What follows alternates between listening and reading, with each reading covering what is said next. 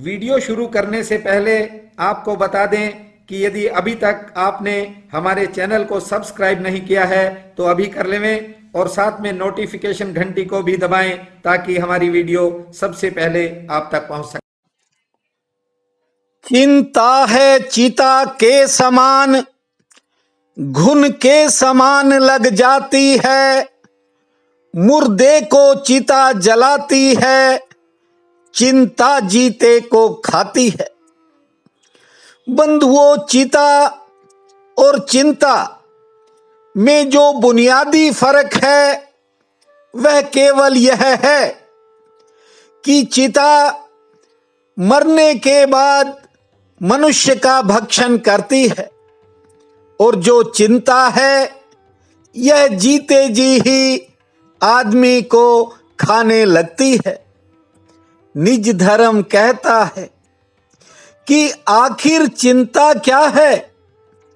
मैं बताता हूं इस सूत्र की बात।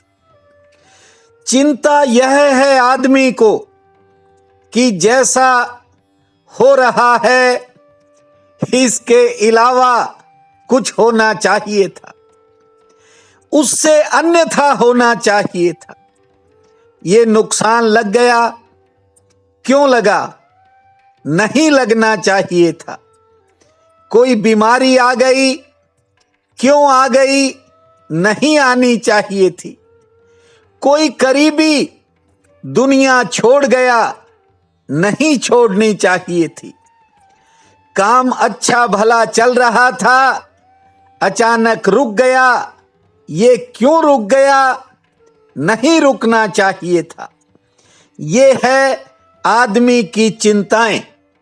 अर्थात जैसा हुआ वैसा नहीं होना चाहिए था, जैसा हो रहा है वैसा भी नहीं होना चाहिए था। आखिरकार मनुष्य अपने जीवन में अपनी मर्जी को क्यों थोपता है? जानते हो, ये जो बार बार आदमी अपनी मर्जी चलाता है ये चिंता का सबसे बड़ा कारण है।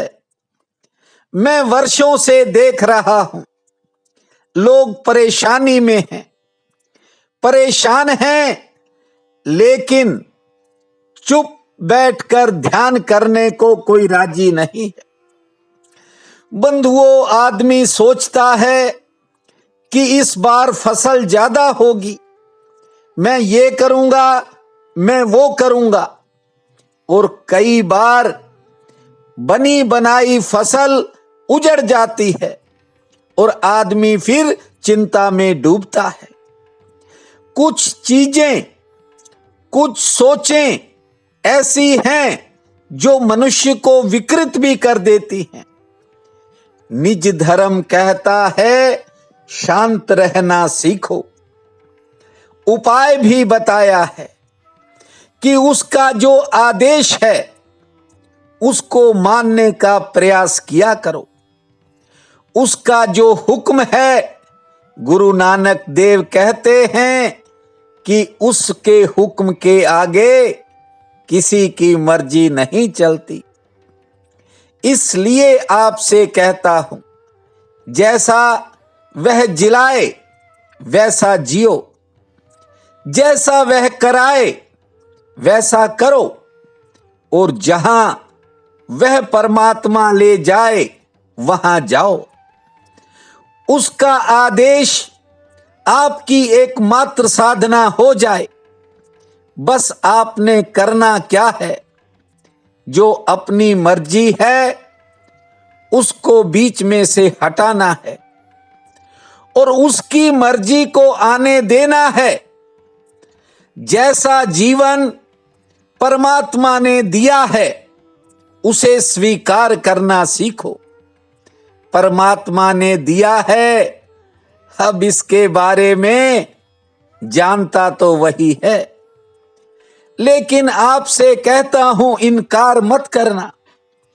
ये संसार है, यहां दुख भी आते हैं, बार बार आते हैं, लेकिन जिसने दुखों को स्वीकार करने की कला सीख ली, उसे जीने का सही रास्ता मिल गया। बंधुओं, कई बार आदमी ये भी सोचता है कि मैं कमाता हूं तभी ये संसार चलता है। लोभ और लालच के वश आदमी 2 पैसे नहीं निकालता, कहीं कम ना हो जाएं। लेकिन जब वह परमात्मा चाहता है तो ढेर के ढेर निकालने पड़ जाते हैं। मां भगवती के पावन नवरात्र चल रहे हैं, इसलिए आपसे कहता हूं, जो यथा योग्य हो सके पुण्य कर्म अवश्य किया करो। भगवती के निमित्त किया गया कर्म 10 गुना फल देगा, इस बात को ध्यान में रखना। एक देवी का भक्त संत था। वह अपनी कुटिया में बहुत शांति पूर्वक जीवन व्यतीत करते था। एक दिन उस संत की कुटिया के द्वार पर एक फकीर ने दस्तक दी और वह बहुत भूखा था। उसने संत से कहा कि मुझे भूख लगी है और मैं जो है ईमानदारी की कमाई जिसके पास हो उसके यहां भोजन करता हूं। जानते हो, संत और उसका शिष्य बैठे थे। 2 रोटियां थी उनके पास। वे दोनों रोटियां उस फकीर के आगे रख दी। जो ही वह फकीर खाने लगा, एक दूसरा फकीर द्वार पर आ गया। अब जो है, संत ने वे दोनों रोटियां उठाकर अपने शिष्य से कहा कि जाओ, जो द्वार पर खड़ा है उसे दे दो। अब संत का हुक्म था, शिष्य ने वे 2 रोटियां ले जाकर उसको दे दी और फिर संत ने कहा, ये ले, थाली ले जा और ले आ, कहीं से मिल जाए तो इस बार जो है इनकी भूख बढ़ गई है, इसे जो है फकीर को इसके लिए ज्यादा रोटी लेकर के आना। जानते हो, वह शिष्य गया, थोड़ी देर बाद आया, उसकी थाली के अंदर 5 रोटियां थी। संत ने गिनी और कहा, नहीं, ये सही नहीं है, जाओ फिर लेकर के आओ। वह शिष्य फिर चला गया। इस बार संत ने जब उस थाली में रोटियां गिनी तो वे 10 रोटियां थी। अब उस फकीर के आगे, जो इतनी देर से इंतजार कर रहा है, उसके आगे वह थाली रख दी गई और उसने वे रोटियां खा ली, क्योंकि वह 2 दिन से भूखा था, रोटी के लिए ही जंगलों में घूम रहा था। लेकिन भोजन करने के बाद उस फकीर ने कहा कि आपने ये रोटियां वापस भेजी और फिर लाने को कहा, मैं इस बात का अर्थ नहीं समझा। जानते हो, फकीर ने कहा कि मैंने सुना है कि जो 1 रोटी का दान करता है, भगवती उसे 10 रोटियां प्रदान करती है, अर्थात 10 गुना होकर के किए गए पुण्य का फल मिलता है। जब पहली बार ये 5 आई तो मैंने सोचा शायद भगवती की आराधना में कोई कमी रह गई, लेकिन जब ये फिर गया तो पूरी 10 आई, मैंने आपको दे दी। बंधुओं, इसलिए कहता हूं कि परमात्मा अपनी मर्जी से इस संसार को चलाता है।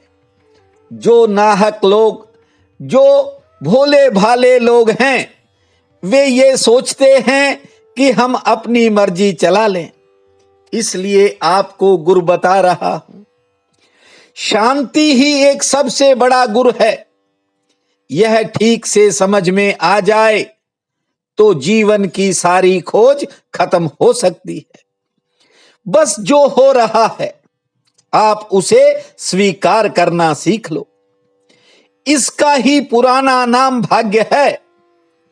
आपको बता दूं कि वर्तमान समय में ये शब्द बिगड़ गया है और जब कोई भी शब्द ज्यादा उपयोग में आ जाता है, ज्यादा प्रयोग में आ जाता है, तो वह बिगड़ जाता है, क्योंकि उसके साथ गलत अर्थ जुड़ जाते हैं।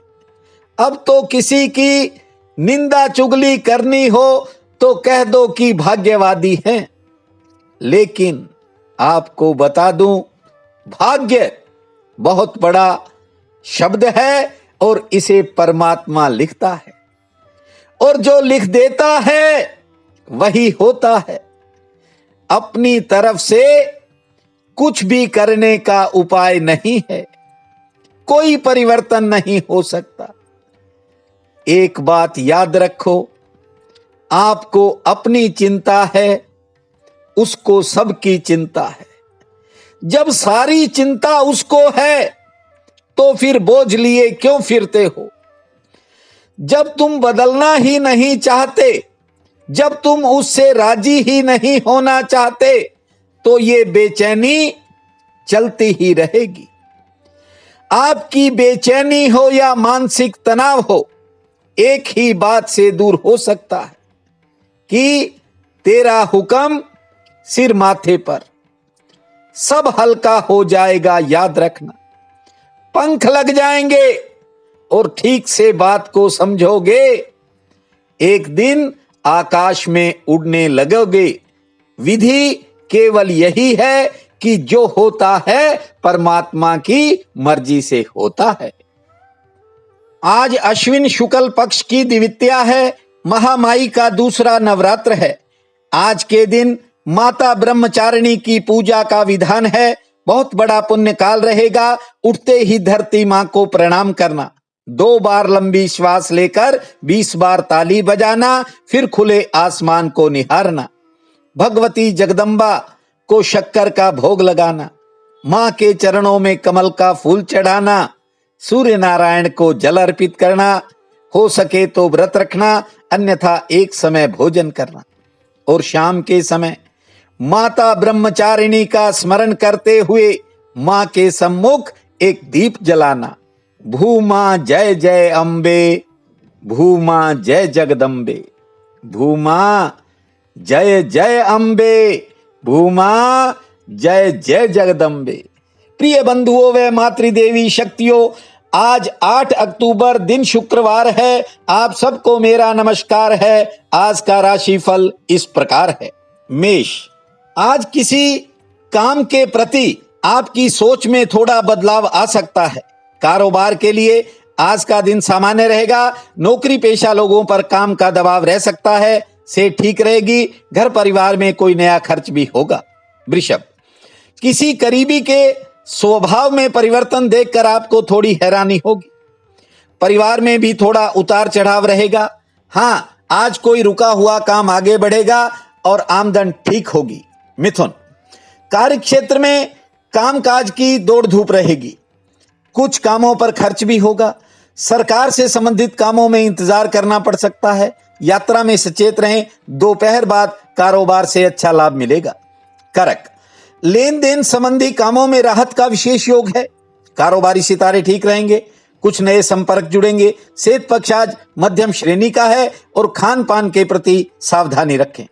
सिंह, व्यापार में काम का बोझ ज्यादा रह सकता है और नौकरी पेशा लोगों के काम आसानी से निपटेंगे।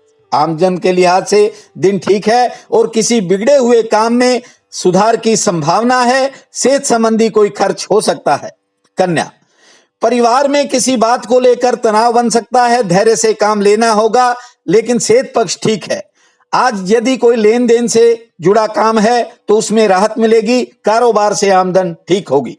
तुला, कोई निजी चिंता मन को परेशान रख सकती है। व्यापार से लाभ ठीक होगा। कहीं जाना भी पड़ सकता है और संतान संबंधी कामों में थोड़ा इंतजार करना पड़ेगा। वृश्चिक, आज कोई पुरानी मेहनत से फायदा मिलेगा। कोई नया काम भी बन सकता है। पारिवारिक उलझनों और कार्य क्षेत्र में समय ज्यादा खर्च होगा, से ठीक रहेगी। धनु, किसी नए काम को लेकर मन में बोझ बढ़ सकता है। थोड़ा समय मन उदास भी रहेगा। व्यापार के लिए दिन ठीक है। सेहत भी ठीक रहेगी मेहमान आ सकते हैं। मकर, कानून से संबंधित कामों में सफलता मिलेगी। दूसरों के काम आपके किसी काम को प्रभावित करेंगे, सचेत रहना। आमदन ठीक होगी। घरेलू मोर्चे पर कोई चिंता बन सकती है। कुंभ, भविष्य को लेकर कोई नया प्रश्न मन में जागेगा। कारोबार व नौकरी के लिए आज का दिन सामान्य रहेगा। दोपहर बाद समय में परिवर्तन होगा, से ठीक रहेगी और कोई पुरानी परेशानी घट सकती है। मीन, अपनों से मिलन होगा। आर्थिक पक्ष मजबूत है। सेहत पक्ष मध्यम श्रेणी का है और यात्रा में सचेत रहें। आज का ये दिन आप सबके लिए अति शुभ फलदायी हो, यही मेरी प्रार्थना है। आपका बहुत बहुत धन्यवाद।